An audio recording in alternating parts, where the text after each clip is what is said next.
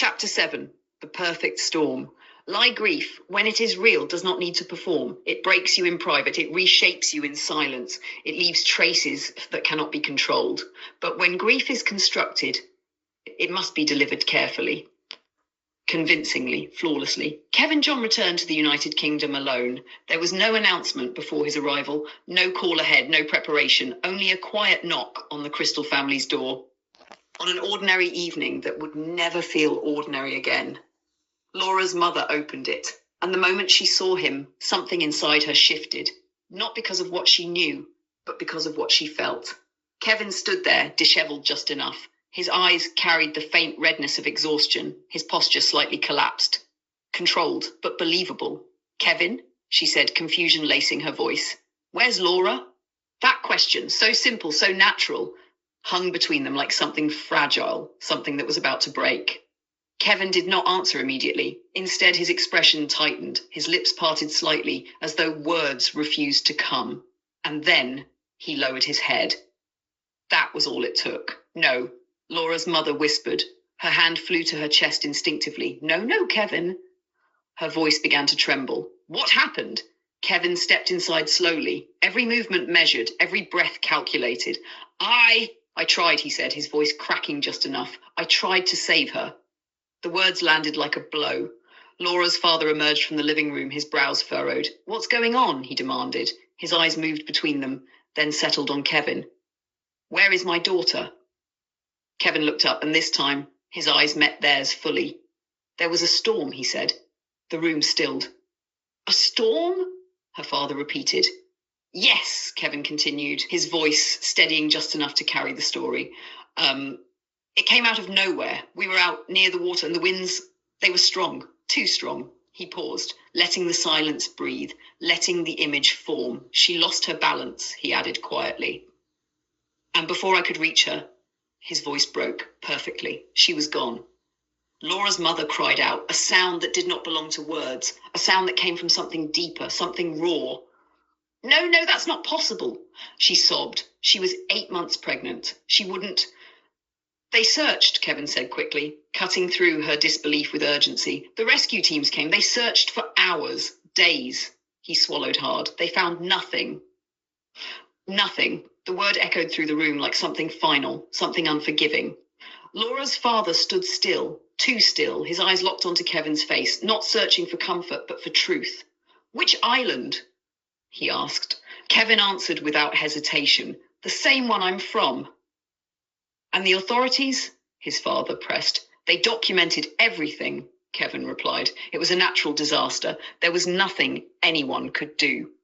His answers were ready, clean, unshaken, because they had been prepared long before this moment ever arrived.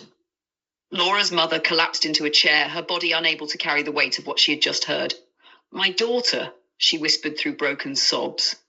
"My baby," and Kevin stepped forward, slowly, gently. He knelt beside her, placed a hand on her shoulder. "I'm so sorry," he said. The words sounded right, they always did.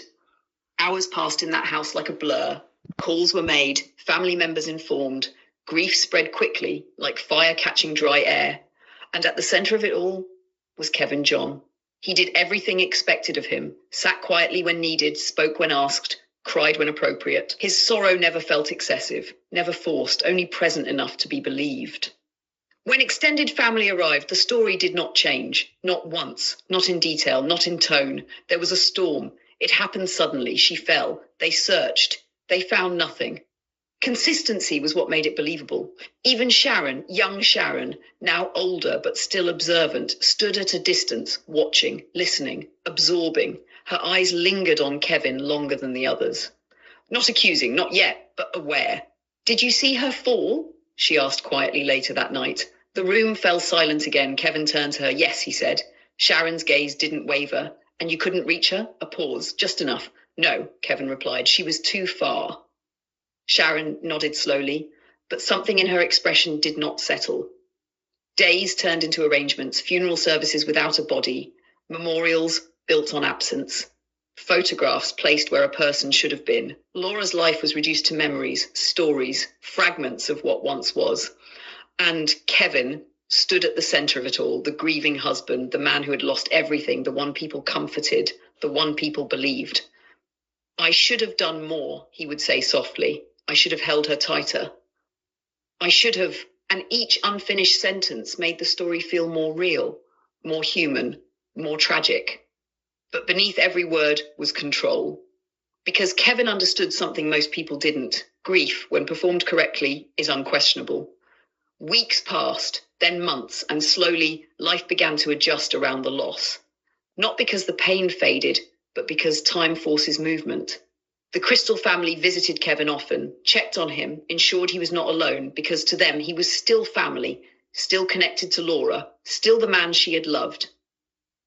And Kevin welcomed it, encouraged it, maintained it, because the closer they remained, the less they would suspect. Years would pass before questions grew louder than grief, before silence began to feel suspicious, before someone dared to look deeper. But for now, everything was working exactly as it was meant to. A perfect crime, a perfect storm, a perfect story. And Laura Crystal, daughter, sister, mother, remained lost. Not just to the ocean, but to the truth. A truth buried beneath performance, protected by time, and carried forward by a man who had never once broken character.